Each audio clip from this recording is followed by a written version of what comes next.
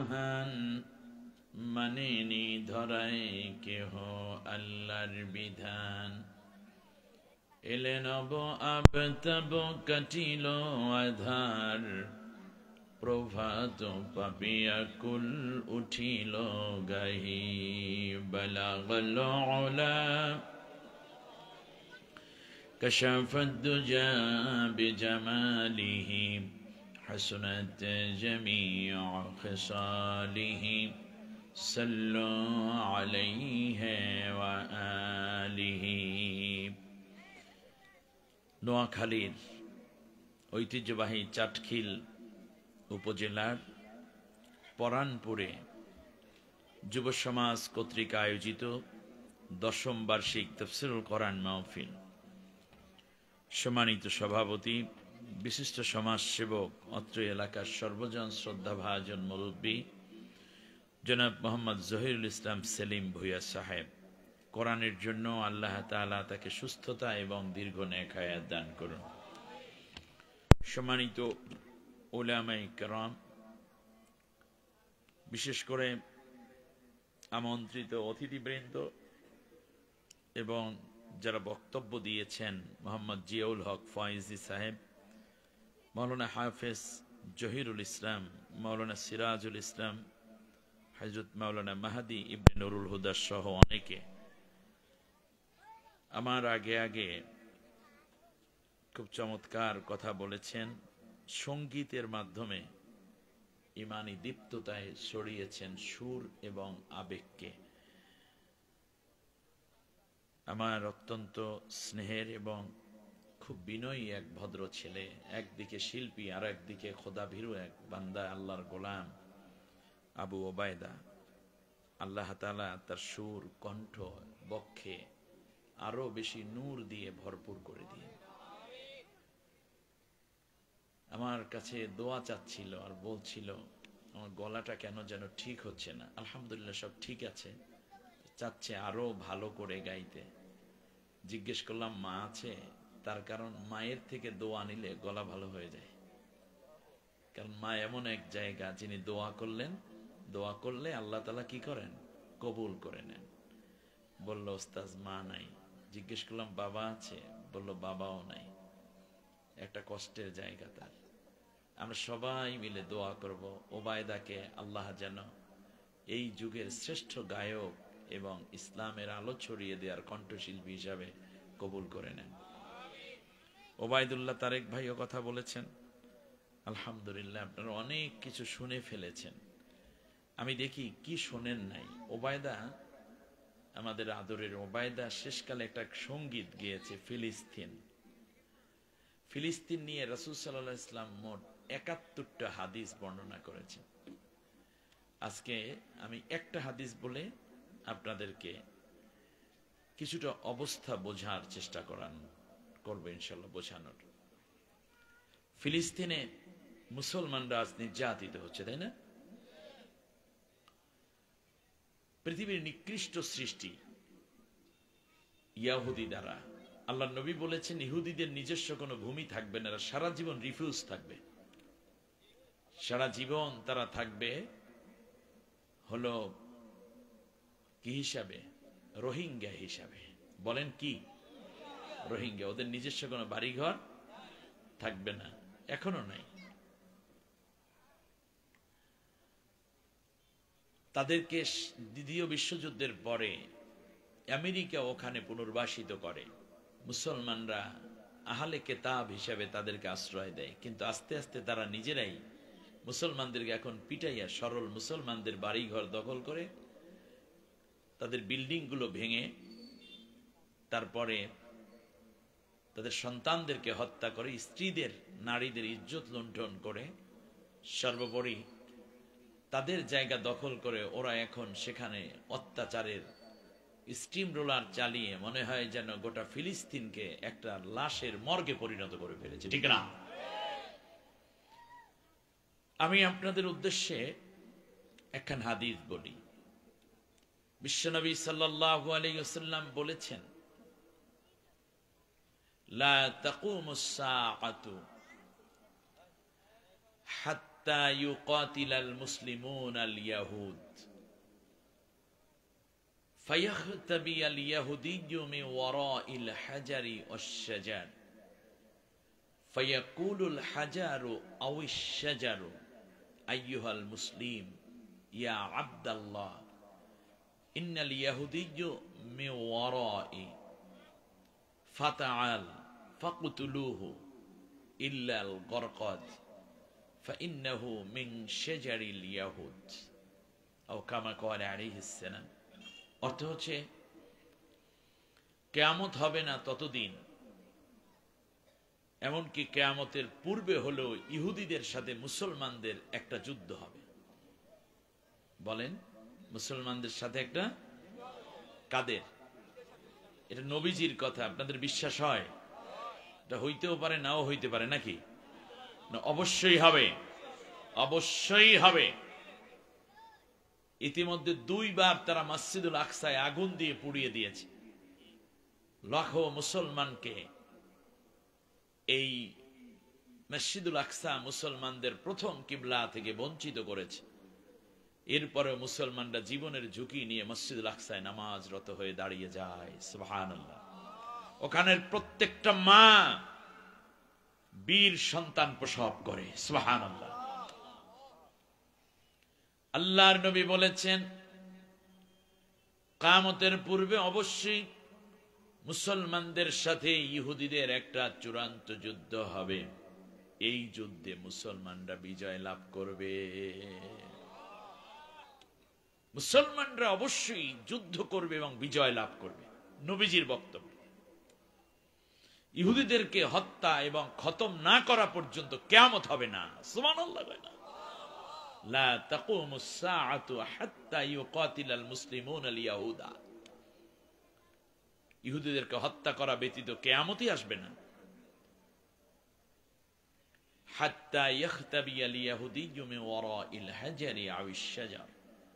উপায়ন্ত না পেয়ে আত্মরক্ষার জন্য ইহুদিরা পালাবে গাছের আড়ালে এবং পাথরের আড়ালে, পাহাড়ের আড়ালে গিয়ে তারা লুকাবে।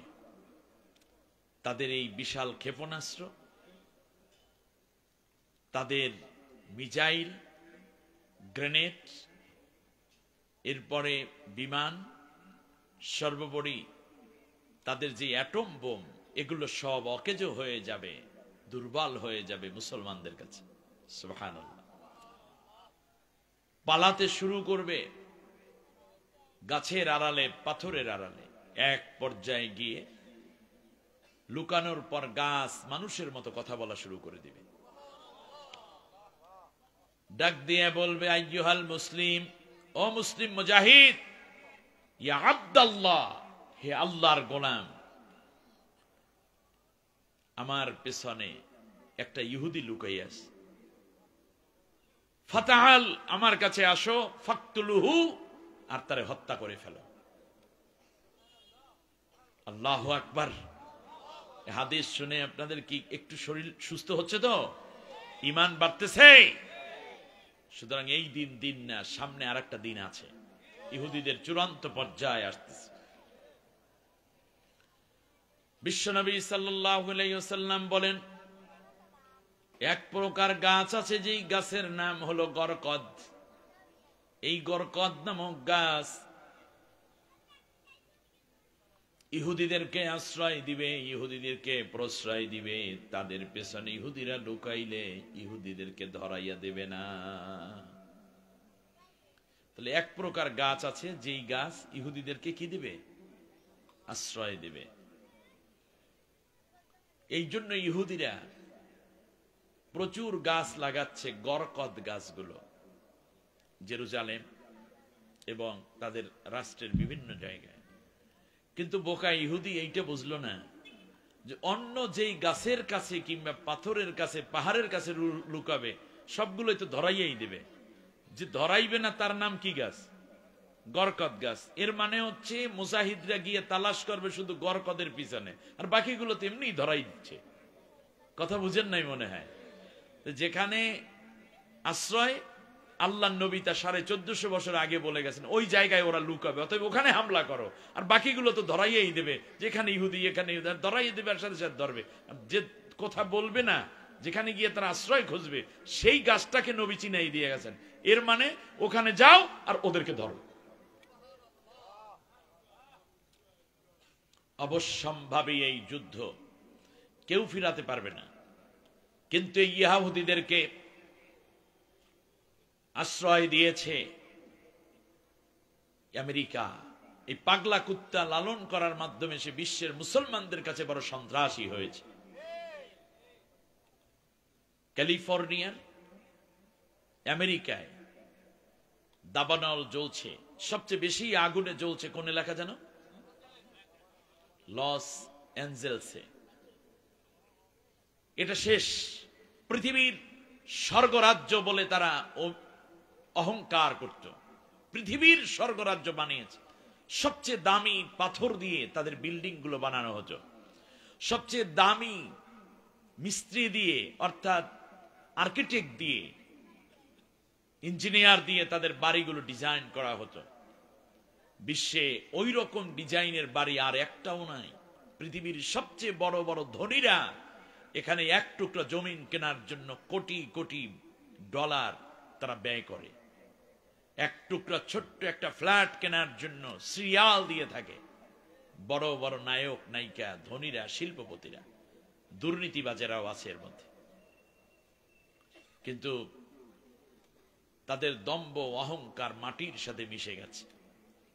লস অ্যাঞ্জেলসে শেষ আগুন পুড়িয়ে দিয়ে গেল। তারা মনে করেছে আগুনের মধ্যে বাতাস এসে আগুনকে চেতিয়ে দিচ্ছে, আরো বেশি অগ্নিশিখা জ্বালিয়ে দিচ্ছে চারদিকে। তো বিষয়টা এরকম নয়। নবীর হাদিস হচ্ছে রিহাল হামরা, এটা হচ্ছে বাতাসটাই হচ্ছে আগুন বাতাস। রিহুল হামরা, আগুন বাতাস, বাতাসটাই আগুনের বাতাস। এখন যদি শীতের দিনে বাতাস আসে, এটা কি বাতাস হবে? ঠান্ডা বাতাস। বলেন কি বাতাস? আচ্ছা বলেন তো দেখি, বাতাসের মধ্যে ঠান্ডা ঢুকছে না বাতাসটাই ঠান্ডা? রাইট। ঠিক তেমনি ক্যালিফোর্নিয়া, লস অ্যাঞ্জেলসে যা ঘটছে, বাতাসটাই আগুন বাতাস। এটা 160 কিলোমিটার বেগে দৌড়ায়, যেখানে যায় সব পুড়াইয়ে দিয়ে যায়। তার কারণ হচ্ছে রাসূল সাল্লাল্লাহু আলাইহি ওয়াসাল্লাম বলেছেন, যেখানে অযহারাতিল কায়নাতু ওয়াল মাআজিফু, নায়ক নায়িকারা ঘর বানাইবে, রাস্তায় নেমে পড়বে নায়ক নায়িকারা, ওখানে দুনিয়ার সব অঘটন নায়ক নায়িকাদের কারখানা। ওইটা হলিউড, বলিউড, নুড পার্ক, যতগুলো উলাঙ্কপনা আছে সব ওখান থেকে। মাদক দিয়ে ভরা অঞ্চল। পৃথিবীর সব নষ্টামি করার জায়গার নাম লস অ্যাঞ্জেলস। শুধু তাই না, অশুরিবাতিল খামার ইউসাম্মুনাহা বিগায়রি ইসমিহা, যতগুলো মদ আছে ওখান থেকে আবিষ্কার হবে এবং বিভিন্ন নাম তারা এখান থেকে দেবে। এটার নাম বিয়ার, এটার নাম হিরোইন, এটার নাম গাজা, এটার নাম হচ্ছে মদ, এটার নাম ফেন্সিডিল, এটার নাম কোকেন, এটা তারি আর মারজুয়ারা, এটা প্যাথিডিন। এইরকম বিভিন্ন নাম তারা দিবে, ওখান থেকে আবিষ্কার হবে। এই অঞ্চলটা আল্লাহ তাআলা পুরাই দিবেন। নবীজির কথা, আল্লাহু আকবার। আমাদের দেশটাও পোড়াইয়া দিতেন, আল্লাহ পোড়ান নাই। এই জন্য আমার দেশের রক্ত নিয়ে আল্লাহ আমার দেশটাকে হেফাজত করেছেন। আমার দেশের যুব সমাজ রক্ত দিয়েছে, ছাত্র সমাজ রক্ত দিয়েছে। আর না হলে যেভাবে মাদক দ্রব্য, বেহায়াপনা, আর সংসদের মধ্যে বুকটা ভাইট্টা যায় নামের নিম্নমানের এক মহিলাকে ঢুকাইছে। টাকলার মতো অসভ্য দুর্চরিত্র, লম্পটকে মন্ত্রিত্ব পর্যন্ত দেয়া হলো। শেষ পর্যন্ত ক্রিকেটার খেলোয়াড়দেরকে ঢুকালো সংসদে। একেবারে নায়ক নায়িকাদেরকে ধরে ধরে বানানো হলো। এর মানে এটা কি তারা প্রমোট করতেছিল বেশি করে? আল্লাহ বাংলাদেশকে হেফাজত করেছেন, আলহামদুলিল্লাহ। একটা যুদ্ধ অবশ্যই হবে। কাদের বিরুদ্ধে? এটা জানলেন নাকি? আর একটা যুদ্ধের কথা বলবো, ব্যাস এটা শুনাই আজকের আলোচনা শেষ। বিশ্বনবী সাল্লাল্লাহু আলাইহি ওয়াসাল্লাম বলেছেন, শোনো, আমার একদল উম্মত আসবে যাদেরকে আমি দেখি নাই, এমনকি ওই অঞ্চলে পর্যন্ত আমি যাই নাই, আমার যাওয়া হয় নাই, কিন্তু ওই অঞ্চলে আমার উম্মতদেরকে অত্যাচার করবে মুশরিকেরা। অত্যাচার করবে কারা?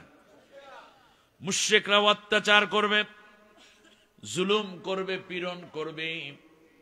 কিন্তু আল্লাহ রাব্বুল আলামিন মুসলমানদেরকে সাহায্য করবেন, আমার দুর্বল উম্মতদেরকে সাহায্য করে আল্লাহ সরাসরি তাদেরকে বিজয়ের রাস্তা প্রসারিত করে দিবে। এবার শুনুন সেই কথা। আন সাওবান মাওলা রাসূলিল্লাহ সাল্লাল্লাহু আলাইহি ওয়াসাল্লাম قال قال رسول الله صلى الله عليه وسلم عصابتان من أمتي أحرجهما الله من النار عصابة تغزو الهند وعصابة تكون مع عيسى ابن مريم عليهما السلام। الله أكبر। অনেক দামি কথা, ধরে রাখুন, অন্যকে জানার সুযোগ করে দিন। বিশ্বনবী সাল্লাল্লাহু আলাইহি ওয়াসাল্লাম বলেন, আমার দুই দল উম্মত যাদেরকে আল্লাহ রাব্বুল আলামিন জাহান্নামের আযাব থেকে স্বাধীন করে দিয়েছেন, এরা কোনোদিন জাহান্নামী হবে না। জাহান্নামের আগুন কোনোদিন স্পর্শ এদেরকে করবে না। জাহান্নামের কিনারে কোনোদিন আসামি বানাইয়া এদেরকে নেওয়া হবে না। সুবহানাল্লাহ, সুবহানাল্লাহ। এই সৌভাগ্যবানদের মধ্যে আল্লাহ আমাদেরকেও একটা গ্রুপ রেখেছেন, আলহামদুলিল্লাহ বলেন। এই পূর্ব এশিয়া, এই সাবকন্টিনেন্টের মুসলমানরা যে আমল করে তাতে জান্নাতে যাওয়া মুশকিল, কিন্তু আল্লাহ নবী সাল্লাল্লাহু আলাইহি ওয়াসাল্লাম এমন একটা সুসংবাদ দিয়ে গেছেন যাতে করে আমাদের জান্নাতে যাওয়াটা সহজ হয়ে গেছে। লিল্লাহি তাকবীর। সেটা কি? এক নম্বরে হলো হিন্দুস্তানে একটা যুদ্ধ হবে যেটাকে বলা হবে গাজওয়ায়ে হিন্দ। এই যুদ্ধে যারা অংশ নিবে, এই যুদ্ধে যারা অংশগ্রহণ করবে, আল্লাহ রাব্বুল আলামিন তাদেরকে জাহান্নামের আগুন থেকে স্বাধীন করে দিয়েছে। সুবহানাল্লাহ। এক নম্বর হচ্ছে গাজওয়ায়ে হিন্দ এরা। আর দ্বিতীয় হচ্ছে ঈসা আলাইহিস সালাম, মারিয়াম পুত্র ঈসা, মরিয়ম আলাইহিস সালামের পুত্রের নাম কি? ঈসা আলাইহিস সালাম দুনিয়ায় আসবেন, তিনি দাজ্জালের বিরুদ্ধে লড়াই করবেন। ওই যুদ্ধে যারা মুসলমানরা ঈসার পক্ষে লড়াই করবে, তারা শহীদ হোক আর জীবিত থাকুক, সবাই জান্নাতি, তারা একজনও জাহান্নামে যাবে না। সুবহানাল্লাহ বলেন। তাহলে আমাদের জন্য একটা সুসংবাদ নবীজি দিয়ে গেছেন, সেটা হচ্ছে গাজওয়ায়ে হিন্দ, ঠিক না বলেন? ওখানে বললেন ইহুদিদের বিরুদ্ধে একটা লড়াই হবে, আর এইটা হলো গাজওয়ায়ে হিন্দ হবে, এটার নামই হবে গাজওয়ায়ে হিন্দ। গাজওয়ায়ে হিন্দটা কি এবার বোঝেন। এই হাদিস নবী যখন বর্ণনা করলেন, হযরতে আবু হুরায়রা রাদিয়াল্লাহু তাআলা আনহু দাঁড়িয়ে গেলেন, আল্লাহর নবীকে বলল, ইয়া রাসূলুল্লাহ, আমার জন্য আপনি দোয়া করুন। প্রথমে আসবে গাজওয়ায়ে হিন্দ, পরে আসবে ঈসা আলাইহিস সালামের সাথে দাজ্জালের যুদ্ধ। ইয়া রাসূলুল্লাহ, ইয়া হাবিবাল্লাহ, আমার জন্য দোয়া করুন। গাজওয়ায়ে হিন্দে যেন, হিন্দুস্তানে যেই যুদ্ধটা হবে, সেই যুদ্ধে যেন আল্লাহ রাব্বুল আলামিন আমাকে কবুল করে নেন। ওই পর্যন্ত যেন আল্লাহ আমার হায়াতটা বাড়াইয়া দেন। সুবহানাল্লাহ। আমি যুদ্ধ করতে যাব, আমার সম্পদ দেব, আমার স্ত্রী, আমার সন্তান, আমার অনুগত যারা থাকবে সবাইকে নিয়ে যুদ্ধের ময়দানে হাজির হব, লড়াই করব। যদি জীবন চলে যায়, শহীদ হয়ে যাই, তাহলে জান্নাতি। আর যদি বেঁচে যাই, গাজী হয়ে যাই, যতদিন দুনিয়ায় বেঁচে থাকবো ততদিন জান্নাতি মানুষ হিসাবে বেঁচে থাকবো। আর মৃত্যুর পর পর আমি জান্নাতি হয়ে যাব, কারণ আপনি নবী বলেছেন, আহরাজাহুমাল্লাহু মিনান নার, আল্লাহ রাব্বুল আলামিন এই দুই গ্রুপের উপর থেকে জাহান্নামকে নিষেধ করে দিয়েছে। বিশ্বনবী সাল্লাল্লাহু আলাইহি ওয়াসাল্লাম এই হাদিস বর্ণনা করতে গিয়ে হঠাৎ একটু থেমে গেলেন, থামলেন। কিছুক্ষণ পরে আল্লাহর নবী চোখ দিয়ে দর দর করে পানি ঝরতেছে, গাল বেয়ে দাড়ি বেয়ে বেয়ে আল্লাহর নবীর চোখের পানিগুলো তার জামা পর্যন্ত স্পর্শ করতেছে। একটু পরে আল্লাহর নবী মাথা উঁচু করলেন, চোখ মুছে ফেলে আল্লাহর রসুল একটা মুস্কি হাসি দিলেন। আল্লাহর নবীর মুস্কি হাসি দেখে সাহাবীরা দারুণ খুশি হয়ে গেল, আবেগ আপ্লুত হলো। একজন জিজ্ঞেস করল, ইয়া রাসূলুল্লাহ, হাদিসের বর্ণনার মাঝখানে থেমে গেলেন, আবার কাঁদলেন, এরপর আবার মুস্কি হাসি দিলেন, হাসলেন, কারণটা কি? আল্লাহর নবী বললেন, সাহাবীরা রে, আমি হাদিসের মাঝখানে থেমে গেলাম এজন্য, তার কারণ হচ্ছে এই যে এই যুদ্ধটা 1-2 মাস 2-4 বছরে শেষ হবে না। যুদ্ধ একবার লেগে গেলে বছরের পর বছর চলবে, দীর্ঘ মেয়াদী হবে। এই জন্য আমি মাঝখানে বর্ণনা থামাইয়া দিয়া বুঝাইয়া দিলাম, এই যুদ্ধটা লম্বা হবে, দীর্ঘ মেয়াদী হবে। সাহাবী বললে, ইয়া রাসূলুল্লাহ, তাহলে কাঁদলেন কেন? আল্লাহর রসুল বললেন, ও আমার সাহাবী, আমি নবী, তোমরা সাধারণ মানুষ। আল্লাহ রাব্বুল আলামিন আমাকে যা দেখান তোমাদেরকে তা দেখান না। আল্লাহ আমাকে যা বলেন তোমাদের সবাইকে তা বলেন না।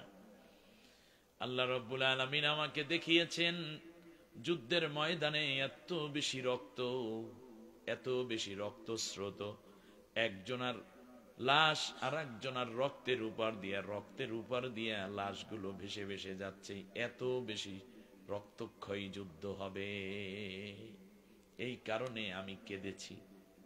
নবী তাহলে হাসলেন কেন? আল্লাহর নবী বললেন,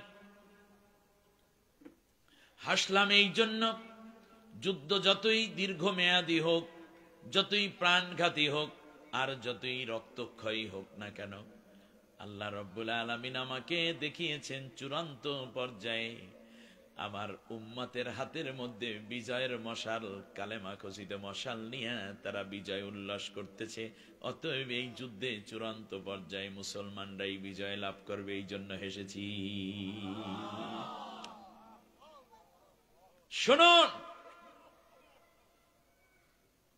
বিশ্বনবী সাল্লাল্লাহু আলাইহি ওয়াসাল্লাম বললেন, এ সময় আমার উম্মত 3টা গ্রুপ হবে। কয়টা? আরো জোরে সবাই বলেন। এই 3 গ্রুপের মধ্যে 1 গ্রুপ জান্নাতি আর 2 গ্রুপ জাহান্নামী। 1 গ্রুপ, 2 গ্রুপ। আপনি কোন গ্রুপে থাকতে চান?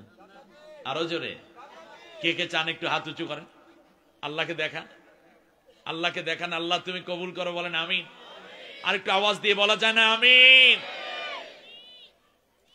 ব্যাস, এবার খেয়াল করেন, জান্নাতি গ্রুপ হলো তারা, এই যুদ্ধে অংশ নিবে যারা, গাজওয়ায়ে হিন্দে যারা অংশ নিবে তারা জান্নাতি।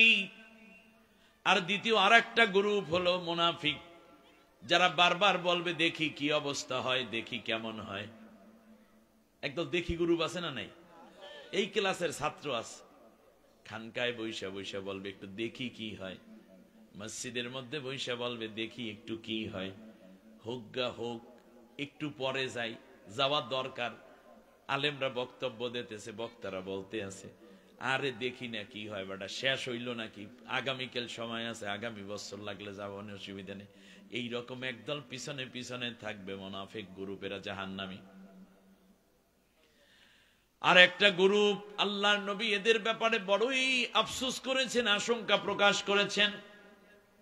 এরা মুসলমানের ঘরে জন্মানো, কিন্তু এরা যুদ্ধের সময় মুসলমানদেরকে হত্যা করবে, খাঁটি মুসলমানদেরকে হত্যা করবে ওই মুশরিকদেরকে খুশি করার জন্য। এই গ্রুপ আমাদের দেশে আছে না নেই? ভালো করে বুঝেন, পুলিশের মধ্যে এই গ্রুপ থাকবে, র্যাবের মধ্যে থাকবে, সেনার মধ্যে থাকবে, বিমান নৌবাহিনীর মধ্যেও থাকবে, মেম্বার চেয়ারম্যানদের মধ্যে থাকবে, এলাকার মধ্যেও থাকবে। বিভিন্ন দল আর গ্রুপের মধ্যে এক দল হবে এরকম, যারা মুসলমানদেরকে হত্যা কইরা মুশরিকদেরকে বলবে দাদা আপনার দরকার নাই, এই তো কয়েকটা আলেম ওলামা কয়েকজন মৌলবাদী তো লাফালাফি করে, আমি এমন সাইজ করিয়ে দেবো, আমারে খালি একটু ন্যাক নজরে রাখেন, এদিকটা আমি দেখতে আছি।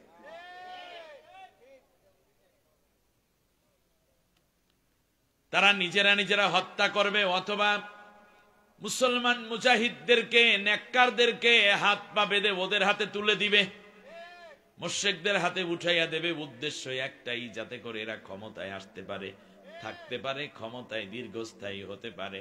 এই রকম কিছু পাগলা টাইপের নামধারী মুসলমান থাকবে, যারা মুসলমানদেরকে মুশরিকদের হাতে উঠাইয়া দিয়ে আনন্দ পাবে। বলেন নাউযুবিল্লাহ। এরা জাহান্নামী। এরা কি? তাহলে যারা পেছনে পেছনে সময় ক্ষেপণ করবে, অলসতা করবে, তারাও জাহান্নামী। আর যারা সরাসরি গোপনে গোপনে মুসলমানদেরকে হত্যা করবে অথবা ধরাইয়া দেবে, আসামি ধরাইয়া দিয়ে মুশরিকদের কাছে তুলে দেবে, এরাও কি? আপনার গ্রুপের একটাও কি হইতে চান? এই জন্য আল্লাহর নবীর আরেকটা হাদিস আমার যোগ করা লাগতেছে। আল্লাহর নবী বলেছেন, শোনো,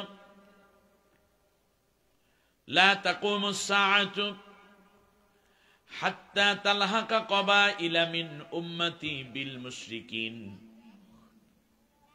কিয়ামতের পূর্বে কিয়ামত হবে না ততদিন, যতদিন না আমার উম্মতের একটা গুরু, সব উম্মত না, উম্মতের একটা, হাত্তা তালহাকা কবাইলা মিন উম্মতি বিল মুশরিকিন।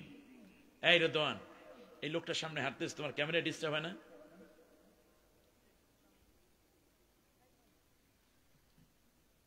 পুরো রেকর্ডই তো নষ্ট হয়ে যাচ্ছে। এইবে কেমন ক্যামেরাম্যান, সে দুটো খেয়াল করে না যে পিছনের ক্যামেরা আমি ডিস্টার্ব করছে। নতুন নতুন বুঝে নাই। শোনেন, নবীর হাদিস, লা তাকুমুস সাআতু হাত্তা তালহাকা কবাইলা মিন উম্মতি বিল মুশরিকিন। আমার উম্মতের মধ্যে নামও হবে উম্মতের মতো, মাঝে মাঝে সুবহানাল্লাহ কইবে, পীরের দরবারেও যাইবে, হজও করবে, তসবিও লইবে, টুপিও পরবে, আবার পট্টিও মাথায় দেবে, কিন্তু সব খাতিল পাতাইবে মুশরিকের সাথে। তালহাকা কবাইলা মিন উম্মতি বিল মুশরিকিন। আমি বানাই বলি না, নবীর হাদিস এটা। আমি রেফারেন্সটাও দিতে পারতাম, যেহেতু এই ব্যাপারে কথা বলার প্রস্তুতি আগে ছিল। ওর গানটা শোনার পরে মন পড়লো এই কথাগুলো জানাইয়া যাওয়া দরকার। এগুলো সব হুজুরেরা বলে না, বলে জানে না, এ কথা আমি বলবোই না, কারণ এগুলো মশহুর হাদিস, এগুলো যথেষ্ট শক্তিশালী হাদিস, জানো দরকার। আর না হলে সাধারণ মুসল্লিরা কই যাইবে? নবীজি বলেছেন, হাত্তা তালহাকা কবাইলা মিন উম্মতি বিল মুশরিকিন। আমার উম্মতের একটা গ্রুপ মুশরিকদের সাথে গলায় গলায় খাতিল পাতাইবে। এরপর কি হবে? ওয়া হাত্তা ইয়াবুদুনাল আসনাম। এমন কি তারা সম্পর্ক গড়তে গড়তে মূর্তি পূজা শুরু করে দেবে। এই গ্রুপটা আমাদের দেশে আছে না নেই?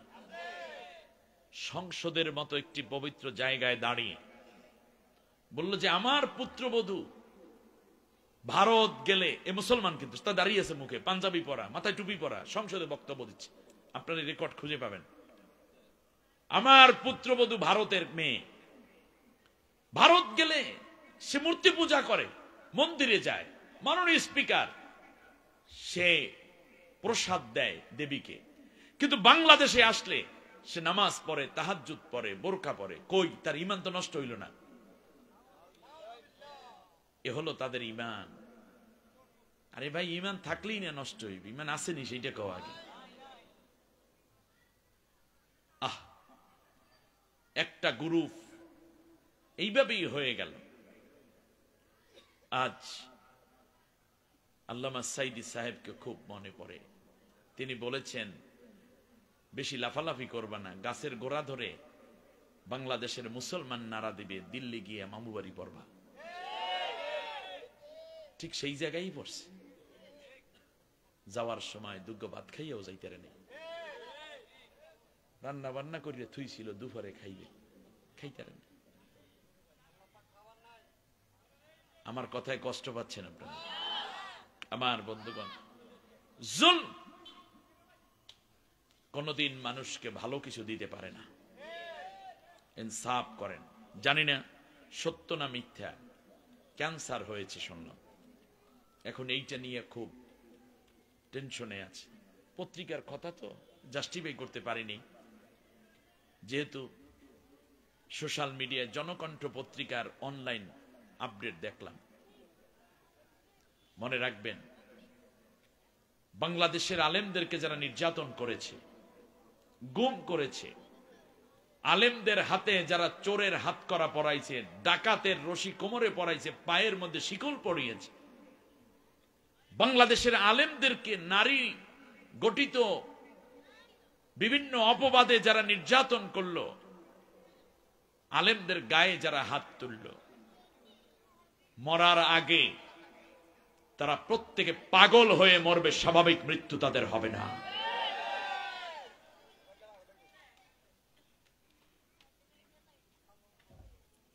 আল্লাহ রাব্বুল আলামিন কোরআনের মধ্যে বলেন,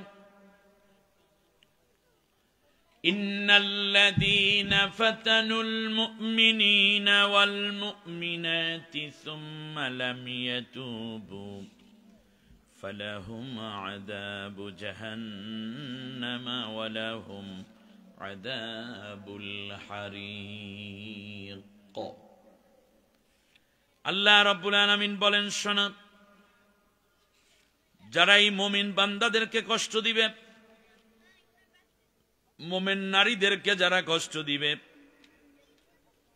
মনে রাখবা আমি আল্লাহ রব্বুল আলামিন বলে দিলাম, তাদের জন্য রয়েছে মহা কঠিন শাস্তি এবং জ্বলন্ত আগুনের ব্যবস্থা।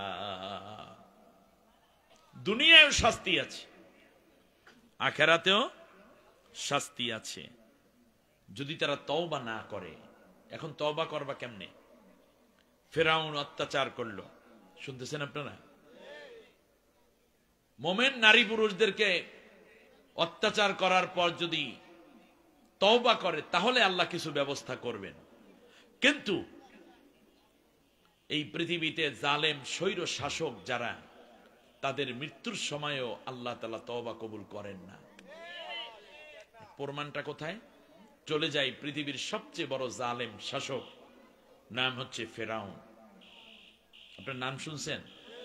ফিরআউন। ফিরআউন লোহিত সাগরের মধ্যে ডুবে যাচ্ছে, পানি খাইতে খাইতে পটকা মাছের মতো ফলছে, ফুটবল। এখন আল্লাহ তাআলাকে ডাক দিয়ে বলে, আমানতু আন্নাহু লা ইলাহা ইল্লাল্লাযী আমানাত বিহি বানু ইসরাঈল ওয়া আনা মিনাল মুসলিমিন। ফিরআউন যখন দেখলো তার সৈন্যবাহিনী তো শেষ, সলিল সমাধি শেষ, ওয়া আগরাকনা আলা ফিরআউন, সব শেষ, 2 লক্ষাধিক সৈন্য শেষ, লোহিত সাগরের তলদেশে প্রায় 300 হাত, 350 হাত গভীর নিচে। আর বাঁচার কোন সুযোগ আছে? নাই। পানিকে আল্লাহ মিশাই দিলেন। মুসা আলাইহিস সালাম এবং তার কওম সহ 3.5 লাখ বনি ইসরাইলকে আল্লাহ তাআলা, ওয়া আনজাইনাকুম, আমি আল্লাহ তোমাদেরকে উদ্ধার করে নিলাম। এই মহা কঠিন পরিস্থিতিতে একজন বাইসা রয়েছে এখনো, নাম কি? ফিরআউন। পানি খায় আর নাক দিয়ে, কান দিয়ে, মুখ দিয়ে পানি ঢুকতেছে। ডাক দিয়া কয়, আল্লাহ আমানতু, আমি তোমার উপর ঈমান আনছি, আন্নাহু লা ইলাহা ইল্লাল্লাহ, আল্লাহ তুমি ছাড়া আর কোন ইলাহ নাই। কলমা তো হয়ে গেছে নাকি? শেষকারে বলতেছে, আল্লাহ এরপরেও কেন পানি আমারে এইভাবে ডুবায়?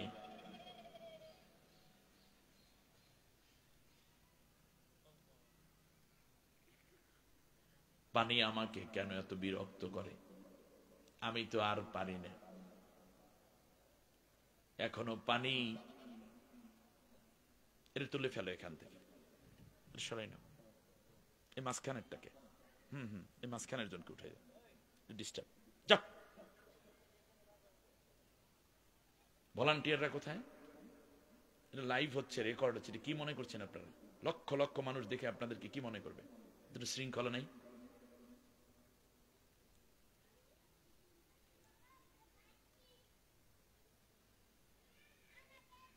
ফিরআউন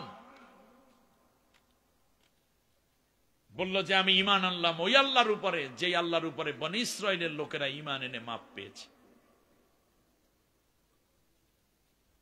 শেষবারে বলল ওয়া আনা মিনাল মুসলিমিন, আমি এখন মুসলমান হয়ে গেছি। কাকে বলতেছে?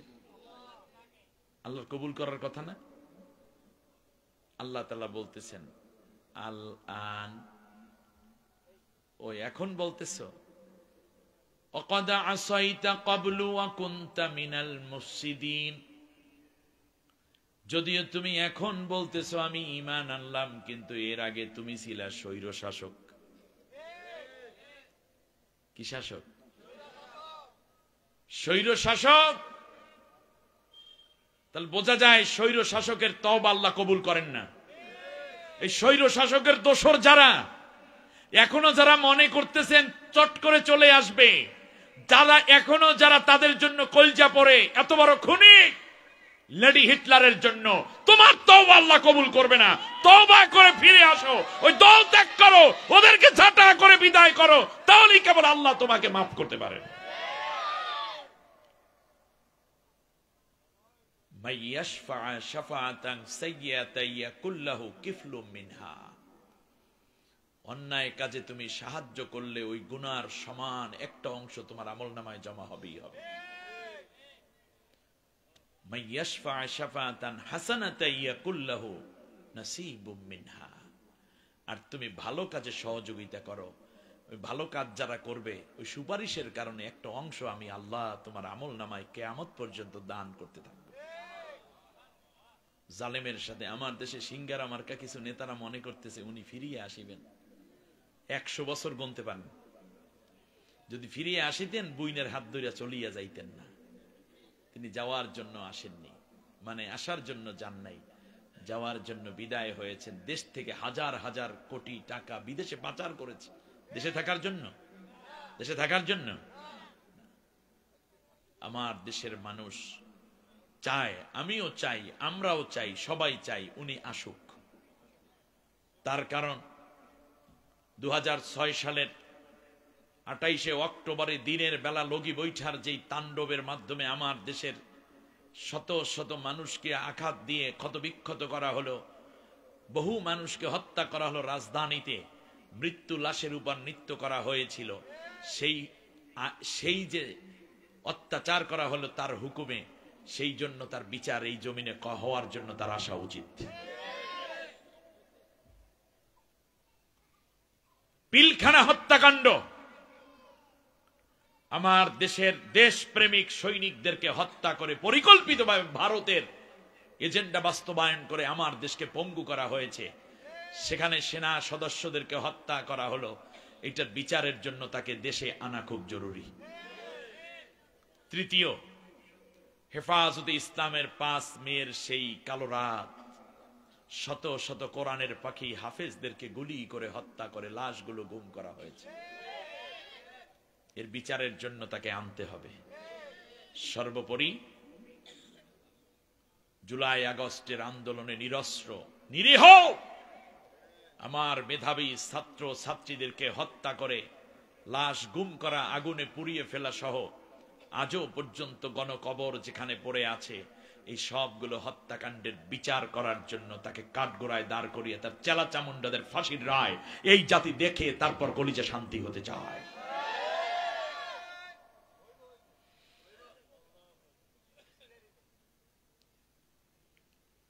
এখন উনি আল্লাহ বিল্লাহ করিয়া বেশতে চলে যাইবে, আর কিছু দালাল মোল্লা বানাইয়া রাখছিল যারা বেশতের সার্টিফিকেট দিতে, খালি নামটা তো বেশতি,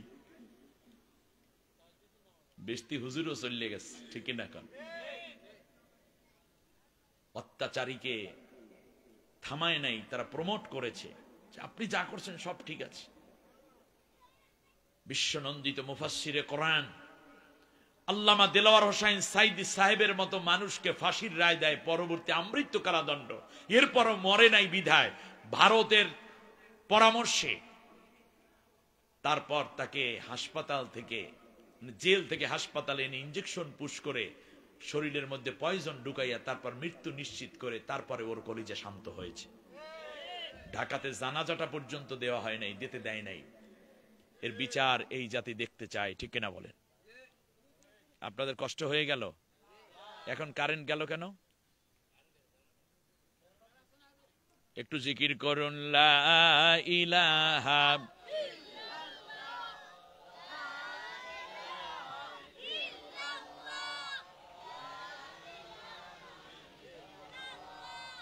লা ইলাহা ইল্লাল্লাহ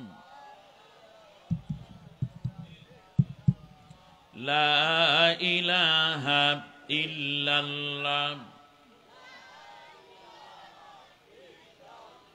যখন তুমি ছোট্ট ছিলে, দাঁত ছিল না মুখে, তরল খাবার দিলেন আল্লাহ মা জননীর বুকে, তোমার মা জননীর বুকে।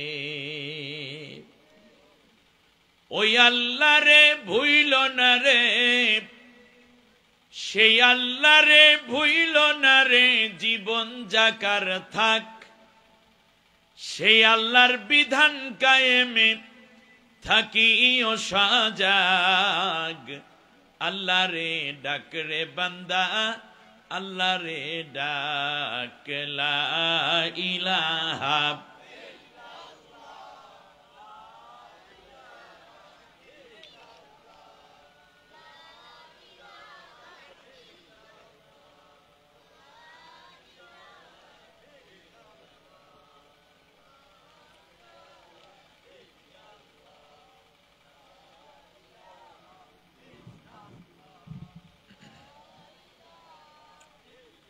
لا إله إلا الله محمد رسول الله صلى الله عليه وسلم। আমি আর বেশিক্ষণ কথা বললাম না। আল্লাহ তাআলা বলছেন, যারা মোমেনদেরকে কষ্ট দেয়, মোমেন নারী পুরুষকে, নারীদেরকে কষ্ট দেয় নাই, তারা আরমানের স্ত্রীকে কষ্ট দেয় নাই। 11টা বছর পর্যন্ত ছোট ছোট 2টা মেয়ে নিয়ে, আপনাদের এই নোয়াখালীর মেয়ে, এই লক্ষ্মীপুরের মেয়ে, যিনি হলেন আল্লামা তারেক মনোয়ার সাহেবের ভাগ্নি, বোনের মেয়ে, কি বলেন ভাগ্নি না ভাগ্নি, মীর কাসিম আলী সাহেবের ছেলে ব্যারিস্টার আরমান, 2টা ছোট ছোট মেয়ে। আগামী 2 দিন পরে বাবার ফাঁসি হবে, নির্দোষ এক মীর কাসিম আলী। এরকম বাংলাদেশে মনে হয় আর এক মাহাথির মোহাম্মদ যেন, ঠিক না? ভারত দেখলো এই মীর কাসিম আলী টিকে থাকলে, ভারতে যেই ইবনে সিনা হাসপাতাল তারা বানাচ্ছে, যে ইসলামী ব্যাংক হাসপাতাল তারা বানাচ্ছে, যেই ইসলামী ব্যাংক তারা বানাচ্ছে, এটা যত বেশি এক্সপ্লোর হবে, যত বেশি প্রভাব হবে, যত বেশি শাখা হবে, বাংলাদেশ থেকে কোন চিকিৎসক, কোন রোগী আর ভারতে চিকিৎসা করতে আসবে না। ওদের ব্যবসার যেই চিকিৎসা ব্যবসা, এটা লালবাতি জ্বলবে। বাংলাদেশে অর্থনৈতিক বিপ্লব হয়ে যাবে, মুসলমানরা আর সুদী ব্যাংকের কাছে যাবে না। সুতরাং এর শেষ করো, এটাই ছিল তাদের টার্গেট, ঠিক না?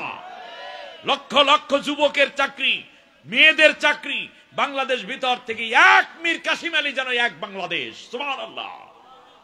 অপরদিকে ইমানি দীপ্ততায় পরিপূর্ণ এক মর্দে মুজাহিদ, একে মারতে হবে। তারপরে হত্যা করার নীল নকশা যখন আঁকা হয়ে গেল, বলল যে আগামী 2 দিন পরে ফাঁসি, আমার জানাজা যেন আমার ছেলে পড়ায়। বলেন, আমার জানাজা যেন আমার ব্যারিস্টার আরমান পড়ায়। কিন্তু কি করলো? ব্যারিস্টার আরমানকে কিডন্যাপ করা হলো। 11টা বছর একটা যুবতী মেয়ে বারবার প্রস্তাব দিয়েছে আপনজন যারা, যে মাগো কবে ফিরে আসবে, কোনো খবর নাই, কোথায় নিয়ে গেছে, আয়না করে। সুতরাং আর আশা আমরা করতে পারি না, তোমাকে অন্যত্র বিয়ে দিয়ে দেই। আমাদেরই অনেক দিনই ভাই আছে যারা তোমাকে খুব যত্ন করবে, তোমার বাচ্চা 2টাকে নিজেদের বাচ্চার মতো রাখবে। এরকম আছেন অনেক দরদি ভাইরা। তিনি কি বললেন? তিনি বললেন, আমার জীবনে বিয়ে যা হবার হয়ে গেছে, দুনিয়ায় যদি আমার প্রিয় আরমানকে ফিরে না পাই, আল্লাহর কাছ থেকে কিয়ামতের দিন আমি চেয়ে আমার জান্নাতে স্বামীকে আমি আপন করে পাব, কিন্তু আমার দ্বিতীয় আর কোনো বিয়ে হবে না। নারীদের উপরে নির্যাতন কম হয়েছে? স্বামী গ্রেপ্তার করা হলেই তো স্বামীর স্ত্রীর উপর নির্যাতন শুরু হয়ে যায়, ঠিক না? কত আলেম উলামাদের স্ত্রীরা। সুতরাং আল্লাহ তাআলা বলছেন, যারা এইরকম অত্যাচার করবে, নির্যাতন করবে, কিন্তু তওবা যদি না করে, তাহলে আমি দুনিয়ায়ও শাস্তি রাখছি, আখেরাতেও দুনিয়ার শাস্তি শুরু হয়ে গেছে, এত তাড়াতাড়ি শেষ হবে না। সুতরাং আমার একটা ছোট্ট পরামর্শ বিএনপির ভাইদের প্রতি, জামাতের ভাইদের প্রতি, চরমনাই হুজুরের প্রতি, হেফাজতের ভাইদের প্রতি, কারণ দল হিসাবে এই চারটেই একটু সামনে আগাই আসছে। আপনারা এক মহাভঙ্গুর পরিবেশের মধ্যে একটা বিপ্লব পেয়েছেন। আপনারা তো এদেরকে পরাজিত করতে পারেন নাই। পারছে? 15 বছরে পারছে? ফখরুল ইসলাম আলমগীর সাহেব তো ঈদের পরেই আন্দোলন করেন সবসময়, পারে নাই। জামাত ইসলামী পেরেছে? পারে নাই। হেফাজত পেরেছে? চরমনাই হুজুর পেরেছে? পারেন নাই। সুতরাং যদি এই ছাত্ররা আন্দোলন করে পরাজিত না করতো, তাহলে এই সরকার আরো 4 বছর কন্টিনিউ করতে না? আমি বলছি না 4 বছর এই সরকার থাকুক, আমি বলছি 4 বছর তো থাকতো। তুই মাহফিল এইভাবে করাইতে পারতে? এইরকম কথা বলতে পারতেন? এভাবে কি ফখরুল সাহেবরা ঘরে থাকতে পারতে? তার ম্যাডামকে কি মুক্ত করতে পারতে? ওনারা কি সমাবেশ করতে পারত? কিছুই করতে পারতে না, খালি চাপাবাজি করে। এখন এইরকম আরো কিছু দল এভাবে কথা বলা শুরু করেছেন। না, আমি মনে করি ডক্টর ইউনূসের মতো মানুষ পেয়েছেন বলি আজ বাংলাদেশ নিরাপদ। আনল বহুত আগে থাপ্পড় মাইরা ভারত দেশটা নিয়ে যাইতে, ঠিক না? ইন্টারন্যাশনাল ফিগার, এখানে নাক গলাইলে ভারত খেপে, রাশিয়া খেপে, চায়না, ইউরোপীয় ইউনিয়ন সবাই রাগ করে। এজন্য ভারত সাহস করে এখানে হাতটা দিতে পারতেছে না, ডরায়। অতএব এই লোকটাকে একটু গুছাইতে দেন। ক্ষমতায় তো বিএনপি আছে, মনে করেন সরকারে আওয়ামী লীগ, ক্ষমতায় বিএনপি, দেশটা চলুক। কথাটা বোঝেন নাই? বিএনপি যা কয় সেইভাবেই তো ওনারা, বেশি তো আর খারাপ করে না, ওনাদের একটা মেজারমেন্ট আছে। কিন্তু বিএনপির পরামর্শগুলো তারা রিসিভ করছেন। ম্যাডাম মুক্ত, চিকিৎসা করাতে গেছেন, সবাই এখন মুক্ত হয়ে গেছেন, বুক ভরা শ্বাস নেন। এখন শয়তানে কুরকুরি দিতে আছে, তোরাই তো বেড়া, আইয়া পর, আইয়া পর। এর মানে আপনারা আসবেন, আবার ফাঁক দিয়ে শয়তান ভিতরে এসা জম্মের 12টা বাজানোর সম্ভাবনা আছে। আমরা আশঙ্কা করি, ঠিক কিনা বলেন? কারণ কন্যা যাওয়ার পরপরই তো বন্যা ছাড়লো, ভুলে গেছেন? কেন বন্যায় আপনাদের এলাকায় পানি ওঠে নাই?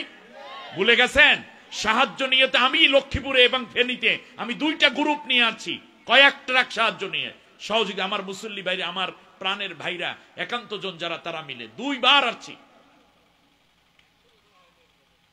সুতরাং একটু অপেক্ষা করতে হবে, দেখি দেশটাকে সুন্দর করে গুছাইতে কি করা যায়। আবার মনে হচ্ছে কোন রকম শকুনের থাবা যেন না পড়ে। আল্লাহ তাআলা এই জন্য বলছেন, ইন্নাল্লাযীনা আমানু ওয়া আমিলুস সালিহাতি কানাত লাহুম জান্নাতুল ফিরদাউসি নুজুলা খালিদিনা ফিহা। আল্লাহ তাআলা বলেন, যারা অপরদিকে যারা ঈমান আনবে, ইন্নাল্লাযীনা আমানু ওয়া আমিলুস সালিহাতি, যারা ঈমান আনবে এবং নেক কাজ করবে, লাহুম জান্নাতুন তাজরি মিন তাহতিহাল আনহার, তাদের জন্য রয়েছে জান্নাত যার তলদেশ দিয়ে ঝর্ণা ধারা প্রবাহমান। সুবহানাল্লাহ বলেন। দালিকা হুয়াল ফাউজুল কাবীর, এটা হচ্ছে তাদের জীবনের সবচেয়ে বড় পুরস্কার। অতএব দুনিয়াতে আমরা এমন কাজ করব ঈমানের ভিত্তিতে, এমন নেক কাজ করব যাতে সব মানুষ উপকৃত হয়। দল উপকৃত হওয়ার চেয়ে জাতি উপকৃত হওয়ার দিকে আমরা বেশি মনোযোগী হব। আমার কথা আপনারা কষ্ট পাচ্ছেন মনে হয়? এরপর আল্লাহ তাআলা বলছেন, এটা তোমাদের সবচেয়ে বড় উপকার হবে, বড়ই সাফল্য আসবে। মনে রাখো, ইন্না বাতশা রব্বিকা লাশাদীদ, আমি আল্লাহর ধরা বড়ই কঠিন। ইন্না বাতশা রব্বিকা লাশাদীদ, আমি আল্লাহর ধরা বড় কঠিন। আমি আল্লাহ একটু ঢিল দেই, লিনানজুরাকুম কাইফা তা'মালুন, দেখি তোমরা কি করো। ঘুড়ি যেমন সকালবেলা নাটাই ছেড়ে দেয়, ঘুড়ির ছেলে পান্ডা ঘুড়ি উড়ায়, অনেক উপরে উঠা ঘুড়ি তখন লেসলারে আমারে আর ধরতে পারবা না। সন্ধ্যাবেলায় যখন নাটাইতে টান পড়ে যায়, তখন এমন একটা সময় এসে যায় যখন ছুরি এই দিকে সোপ মারে, ওই দিকে সোপ মারে, ধরা দিতে চায় না, শেষকালে মাথাটা নাড়ায়। একটা পর্যায়ে ছোট্ট ছেলের নাটাইয়ের মধ্যে ঘুরি বাঁধতেই বাধ্য হয়, ঠিক না বলেন? এই জন্য আল্লাহ বলছেন, আমি যদি কাউকে ধরি, আমি আল্লাহ তাকে ছাড়ি না। কত ওয়াজ করলাম, শুনলো না তারা। অত্যাচার কইরেন না, আলেমদেরকে গালিগালাজ কইরেন না, অন্যায় ভাবে ক্ষমতায় থাইকেন না, যাইয়েন না। আল্লাহ রব্বুল আলামিন আমাদেরকে হেদায়েত দান করুন। আমরা আর অন্যায় দেখতে চাই না। এজন্য বৈষম্য বিরোধী আন্দোলনে ছাত্ররা জীবন দিয়েছে, যাতে করে দেশে একটা ন্যায় পরায়ণতা আসে, একটা সাম্য আসে। আল্লাহ যেন ইনসাফ ভিত্তিক একটি রাষ্ট্র কায়েমের তৌফিক আমাদেরকে দান করেন। আর ইনসাফ পাবেন কোথায়? ইনসাফ পেতে আসতে হবে কোরআনের কাছে। কোরআনের বাইরে কেউ ইনসাফ দিতে পারবে? আমেরিকার মতো একটি গণতান্ত্রিক রাষ্ট্র, সে কি ইনসাফ দিতে পেরেছে? পারে নাই। সে তো ইসরায়েলকে লালন করে, এর দ্বারাই তো বেইনসাফির সবচেয়ে বড় একটি প্রমাণ সে উপস্থাপন করেছে। ইরাকে অন্যায়ভাবে হামলা করলো, অতএব ইনসাফ আমেরিকা থেকে আসে নাই, তাই আমেরিকাই তো গোটা বিশ্বের মরলিপনা করছে। এখন ইনসাফ পেতে একমাত্র জায়গা হচ্ছে কোরআন। সুবহানাল্লাহ পড়েন। আল্লাহ রাব্বুল আলামিনের জন্য বলেন, ওয়াতাম্মাত কালিমাতু রাব্বিকা সিদকান ওয়া আদলা। আমি আল্লাহ ন্যায় পরায়ণতা এবং ইনসাফ, বৈষম্যহীনতা, সাম্য দিয়ে, কি দিয়ে? সাম্য দিয়ে এবং ন্যায় পরায়ণতা দিয়ে আমি কোরআনকে পরিপূর্ণ করেছি। সুবহানাল্লাহ বলেন। বহু আয়াত আল্লাহ এভাবে বলেছেন। মনে রাখো, ইন্না আকরামাকুম ইনদাল্লাহি আতকাকুম। তোমাদেরকে কোন বংশের, কার কত টাকা, কার কত সম্পদ, কার সুন্দর চেহারা, কার কণ্ঠ ভালো, ওটা আমি চাই না। আমি আল্লাহ সবচেয়ে বেশি সম্মানিত সেই ব্যক্তি যে আমি আল্লাহকে বেশি ভয় করে। অতএব সাম্যের কথা বলেছেন আল্লাহ। আল্লাহ তাআলা বলছেন, লিররিজালি নাসিবুম মিম্মা তারাক ওয়ালিন-নিসাই মিম্মা তারাকনা। নারীর জন্য রয়েছে সেই সম্পদ যা তার উত্তরাধিকার হিসেবে অংশ পড়ে থাকে, আর পুরুষের জন্য অংশ আছে মিম্মা কাল্লা আও কাসুর, বেশি থাকুক কিংবা কম থাকুক। আল্লাহ তাআলা সাম্যের কথা বলতে গিয়ে বলেছেন, মান আমিলা সালিহান মিন যাকারি ওয়া উনসা। নেক কাজ নারী করুক আর পুরুষ করুক, আমি আল্লাহ নুহিয়ান্নাহুম, আমি আল্লাহ উভয়কে সমান সওয়াব দিয়ে ভরপুর করে দেই। এই সুবহানাল্লাহ বললে পুরুষেরা শুধু সওয়াব হয়, মহিলারা সুবহানাল্লাহ বললে সওয়াব হবে না? একটু কম হবে, কথা কেন? সমান হবে। সুবহানাল্লাহ পড়েন। হ্যাঁ, অতএব আল্লাহ রব্বুল আলামিন বলেন, এই উঁচু নিচুর ভেদাভেদ আমি করি না। তোমরা যারা বেশি আমি আল্লাহকে ভয় করো, তারাই আমি আল্লাহর কাছে বেশি প্রিয়। আল্লাহ তাআলা বলেন, কিয়ামতের ময়দানে ইয়াউমা লা ইয়ানফাউ মালু ওয়ালা বানুন ইল্লা মান আতাল্লাহা বিকলবিন সালিম। একটা সোজা অন্তর নিয়ে যারা আসবা, তারাই জান্নাতি হয়ে যাবে, তাদের ব্যাপারে আর কোনো চিন্তা নাই। তবে তোমাদের ধন সম্পদ, সন্তান সন্ততি কোনো উপকারে আসবে না, কোনো কাজে লাগবে না। তোমার ধন, টাকা পয়সা, বাড়ি গাড়ি, এগুলো কোনো কাজে লাগবে না। ধনবল, মনোবল, জনবল, এটার কোনো উপকার নাই। সুতরাং সোজা একটা অন্তর নিয়ে আমার কাছে আসবা, আমি তোমার সোজা জান্নাত দেখাই দেব। আমাদের অন্তর হলো জেলাফির মতো সোজা। কিসের মতো? জিলাপির মতো সোজা। ওরে বুদ্ধি রে! অন্যের সম্পদ মাইরা খাইবে কেমনে, মিথ্যা কথা বলবে কেমনে, তারপর জায়গা জমি একজনের আর একজনে কেমনে দুই হাত নিয়ে যাবে, কত মিথ্যা কথা বইলা অন্যের সম্পদ আত্মসাৎ করতে চায়। আপনার মতো পাপিষ্ট মানুষ শান্তি দুনিয়ায় পাবেন না, আখেরাতেও পাবেন না। এইরকম বদমাইশ দুই একটা প্রত্যেক এলাকায় থাকে, আলহামদুলিল্লাহ পরানপুরে নাই, সেটা একটা আলাদা কথা। অতএব 2 নম্বরই বুদ্ধি নিয়ে চইলেন না, অন্তর সোজা রাখেন। মরার পর যেন মানুষ বলে লোকটা সোজা ছিল, সরল ছিল। আল্লাহ কন তোমার জন্য সরল পথে জান্নাত। আর 2-1 মরার পর এলাকাবাসী কয় শয়তান একটা কমছে, ঠিক না? আল্লাহ যেন এই কথা আমাদেরকে না শোনান। আল্লাহ সুবহানাহু ওয়া তাআলা আমাদের কবুল করুন। শেষবারে একটা ছোট্ট কথা বলে আপনাদের কাছ থেকে বিদায় নিতে চাই। সাম্যের কথা বলছি, উঁচু নিচুর ভেদাভেদ থাকবে না। হযরতে ওমর রাদিয়াল্লাহু তাআলা আনহুর সাথে ঝগড়া হচ্ছে বেলাল রাদিয়াল্লাহু তাআলা আনহুর। এরকম হয় না মাঝে মধ্যে? 2 ভাইয়ের মধ্যেও তো ঝগড়া হয়, স্বামী স্ত্রীর মধ্যেও তো ঝগড়া হয়। এক পর্যায়ে ওমর রাদিয়াল্লাহু তাআলা আনহু বেলালকে বললেন, রাদিয়াল্লাহু তাআলা আনহু বললেন যে, তুমি হে কালো মায়ের সন্তান। কি সন্তান? বেলাল রাদিয়াল্লাহু তাআলা আনহু ছিলেন একজন নিগ্রো, ঠোঁটটা মোটা, কোকড়ানো চুল, গালের মধ্যে আবার এভাবে দাগ দাগ, এটা হয় মানে ইথিওপিয়ার নিগ্রো যারা সাউথ আফ্রিকার, তাদের দেখবেন গালের মধ্যে যারা হজ করতে গেছে মনে হয় যেন কে খামসই দিয়েছে। এটা কিন্তু খামসি না, এটা হচ্ছে জন্মের পরই, জন্মই তার এরকম দাগ দাগ। ফাটা পা।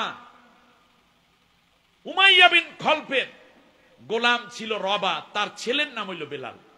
গোলামের বাচ্চা গোলাম, ইসলাম গ্রহণ করলেন। নবীজি তাকে কত মর্যাদা দিলেন, সুবহানাল্লাহ। পৃথিবীর প্রথম ইসলামী রাষ্ট্রের মুয়াজ্জিন হচ্ছেন হযরতে বেলাল।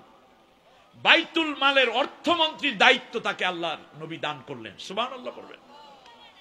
এই বেলাল বুকটা ভরা নবীর প্রেম, নবীর ভালোবাসা, নবীর মাহাব্বত, নবীর আনুগত্য। যখন কালো মায়ের সন্তান বলল, বেলাল কিছু মনে তখন করেন নাই, কিন্তু পাশে অন্যান্য সাহাবিগণ চিন্তা করলেন এটা কি বলল, এইভাবে গালিটা দিল কেন? আমাদের দেশে গালি দেয় যে কোন সাইজ আছে, শুধু একটা ভদ্র গালি, হে কালো মায়ের সন্তান তুমি এটা কেন করলে? বিশ্বনবীর কানে কথা পৌঁছে গেছে। আসর ওয়াক্তের পরে ঝগড়া, মাগরিবের পরে নবীর কাছে গিয়ে এক সাহাবী বলল, রসুল এটা তো বেলালকে বলেছে। বেলাল মনে কষ্ট পাইছে, মনে সত্য বললে, হ্যাঁ রসুল সত্য। এশা নামাজ শেষ হল, আল্লাহর নবী বললেন সাহাবীরা সবাই বসে যাও। আল্লাহর নবী ওমর রাদিয়াল্লাহু তাআলা আনহুকে ডাকলেন। ওমর কি জানো তেন কোন সাহাবী? নবীজি বলেছেন আমার পরে কোন নবী নাই, কোন রসুল নাই, যদি থাকতো তাহলে সে হতো ওমর। দুনিয়ার বুকে জান্নাতের সার্টিফিকেট পাওয়া 10 জন সাহাবীর একজন তিনি। তার মেয়েকে বিয়ে দিয়েছেন নবীর কাছে, এক অর্থে তিনি শ্বশুর। নবীজির শ্বশুরকে ওমর, আবু বকর রাদিয়াল্লাহু আনহুর শ্বশুর হাফসা রাদিয়াল্লাহু তাআলা আনহাকে বিয়ে দিয়েছে। শোনো, শুধু এটাই না, অর্ধেকটা পৃথিবী পরবর্তীতে শাসন করলেন, ইসলামের ঝান্ডা উড়ালেন বীর দর্পে, সুবহানাল্লাহ। এই ওমর রাদিয়াল্লাহু তাআলা আনহু, নবী ডাকলেন ওমর আসো। হাজার সাহাবীর সামনে ওমর রাদিয়াল্লাহু তাআলা আনহু দাঁড়িয়ে গেলেন। নবীজি কিচ্ছু বললেন না, শুধু চেহারাটা লাল করে একটু উচ্চ বাক্যে বললেন, ওমর ইসলাম গ্রহণ করে মুসলমান হয়েছ, কিন্তু তোমার মুখ থেকে এখনো জাহিলিয়াতের দুর্গন্ধ যায় নাই। সাম্য কাকে বলে? বৈষম্য বিরোধিতা কাকে বলে? জীবন্ত কন্যা সন্তান জীবন্ত কবর দেয়াকে চিরতরে বন্ধ করা হলো, নারীদের অধিকার ফিরিয়ে আনা হলো, ইয়াতিমদের অধিকার ফিরিয়ে আনা হলো, স্বামীর সম্পদে স্ত্রীর অধিকার ফিরিয়ে আনা হলো, বাবা মায়ের সম্পদে কন্যাদের সম্পদের অংশ ফিরিয়ে আনা হলো। এগুলো সব নবী সাল্লাল্লাহু আলাইহি ইসলামের কাজ, এর আগে এগুলো ছিল না। বড়দেরকে শ্রদ্ধা করো, ছোটকে স্নেহ করো, মানলাম ইয়ারহামা আলা সাগিরিনা। নবীজি বলেছেন যারা ছোটকে স্নেহ করে না, বড়কে শ্রদ্ধা করে না, সে আমার উম্মতি না। কত চমৎকার জীবন জিন্দিগি রাসূল আনলেন। বৈষম্য বিরোধিতায় প্রথম আন্দোলন তো নবী করেছেন, আল্লাহু আকবার। আজও সেই আন্দোলন সাকসেসফুল হলো। এবার সে খেয়াল করো, রাসূল সাল্লাল্লাহু আলাইহি ওয়াসাল্লাম এ কথা বলার পর ওমরের বোঝার বাকি নেই ঘটনা কোন দিকেরটা কোন দিক কোথায় গেছে। ওমর দৌড় দিলেন মসজিদে নববীর দরজায়, যেই সিঁড়ি আছে সিঁড়ির মধ্যে ওমর শুয়ে গেছে, চিৎকার করে হাউমাউ করে কান্দে। সাহাবীগণ দৌড়ে এসে বললে, ওমর তুমি কি করলে, কেন এ কান্না করছো? বলল ওমর বলল, আল্লাহর নবী আমার উপর অসন্তুষ্ট হয়েছে, কারণ আমি একটা কথা বলেছি, কালো মায়ের সন্তান বলে আমার ভাইয়ের মনে আমি কষ্ট দিয়েছি। ওই কালো মায়ের কালো সন্তানের কালো পা দিয়ে যতক্ষণ পর্যন্ত আমি ওমরের মুখের মধ্যে লাথি না দেবে, ততক্ষণ পর্যন্ত আমি এখান থেকে উঠে যাব না। খেয়াল করেছেন মানবাধিকার, অন্যের প্রতি শ্রদ্ধাবোধ, দায়বদ্ধতা, রেসপন্সিবিলিটি কাকে বলে? আর আপনি কোন রকম একজন এলাকার চেয়ারম্যানের নাতির শালার ছোট বাড়ি, খালাতো বাড়ি, সুমন্দির বাইগনার পোলা, এইটার জ্বালাই তো রাস্তা দিয়ে আটা যাইতে না, ঠিক কিনা কন? কি এক অত্যাচারে ডুবেছিল বাংলাদেশ, জুলুমের অন্ধকারে দেশটা ডুবে গিয়েছে, আল্লাহ বাঁচিয়ে দিয়েছে, আলহামদুলিল্লাহ। আরো জোরে বলতে চায় না? মার খেতে মন চায়। এবার শুনুন, হযরতে ওমর এর কথা শুনে দৌড়ে চলে গেলেন সাহাবীগণ। শুনছো বেলাল কি বলতেছে? ওমর রাদিয়াল্লাহু তাআলা আনহু চলে আসলেন, বেলাল রাদিয়াল্লাহু আনহু চলে আসলেন। এসে ওমর রাদিয়াল্লাহু তাআলা আনহু দুইটা হাত ধরে উঁচু করলেন, কপালের মধ্যে চুমু খালেন, চোখের মধ্যে চুমু খাইলেন, গালের সাথে গাল লাগিয়ে বলছে, আমার তুমি অর্ধেক প্রীতি, তুমি নবীজি বলেছেন আমার পরে নবী রাসূল নাই, হইলে সেটা ওমর হতো। জান্নাতের সার্টিফিকেট পাওয়া মানুষ তুমি, তুমি যা বলেছো আমি মনে কষ্ট পাই নাই, এটা মুখের উপরে বলে ফেলেছ, আমি মাফ করে দিলাম। তুমি আমার পায়ের আঘাত তোমার মুখে পড়বে না, বরং আমার অনন্ত দোয়া তোমার মুখকে যেন উজ্জ্বল করে, আল্লাহর কাছে এই দোয়াই করলাম। এই ওমর কিভাবে সাম্য কায়েম করলেন? এলাকার কাজীর ছেলে, কাজী মানে বুঝেন, বিচারক, বিচারকের ছেলে, এলাকায় ঘোড়ার দৌড় হচ্ছে, প্রতিযোগিতা, এটা করা জায়েজ, কারণ বাচ্চারা শক্ত হয়ে ওঠে, যুদ্ধের ময়দানের প্রস্তুতি নিতে পারে। ঘোড়া দৌড়ের প্রতিযোগিতা হচ্ছে, এলাকার সাধারণ এক পাবলিকের ছেলে তার ঘোড়ার দৌড়ে কৌশলে কাজীর ছেলের ঘোড়ার আগে উঠা যাইতেছে। শুনতেছেন না আপনারা? প্রাইজটা নিয়ে যায়, কাজীর ছেলে বরদাস্ত করতে পারলো না, পেছন দিক থেকে চাবুক দিয়ে 3টা আঘাত করছে এই গরিব মানুষের ছেলেটার পিঠের উপরে। ওই তুই আমার আগে উঠে যাইস, সাহস কি? ছেলেটা ঘোড়ার পিঠে প্রচন্ড ব্যথা পেল, অলরেডি ব্যথা পেলে তো ঘোড়ার লাগাম একটু টেনেই ধরবে, এই ফাঁকে কাজীর ছেলে ফার্স্ট হয়ে গেছে। হযরতে ওমরের কাছে ওর বাবা এসে নালিশ করলো, ছেলেটাকে সাথে নিয়ে আসছে, জামা খুলে দেখালো 3টা এইরকম মোটা মোটা দাগ পড়ে আছে, ব্লিডিং হচ্ছে, চামড়া উঠে গেছে আঘাতের সাথে। হযরতে ওমর অগ্নিশর্মা হয়ে গেলেন, তেলে বেগুনে জ্বলে উঠলেন। তিনি লোক পাঠালেন, যাও কাজী সাহেব এবং তার ছেলেকে এখন ধরে নিয়ে আস। 2 জনকে হাজির করা হলো। কাজীকে বললেন, তোমার ছেলে এই অপরাধ করার পেছনে তোমার কাজীগিরি মূলত উৎস জুগিয়েছে। আমার দেশে যদি এমপির পোলা হয়, কথা বলতেন না, কি করে? চৌকিদারের পোলার জ্বালাই তো দেশে থাকা যায় নাই। হযরতে ওমর বললেন, তোমাকে কোন চাবু দিয়ে আঘাত করেছে? ওকে বলল যে এইটা।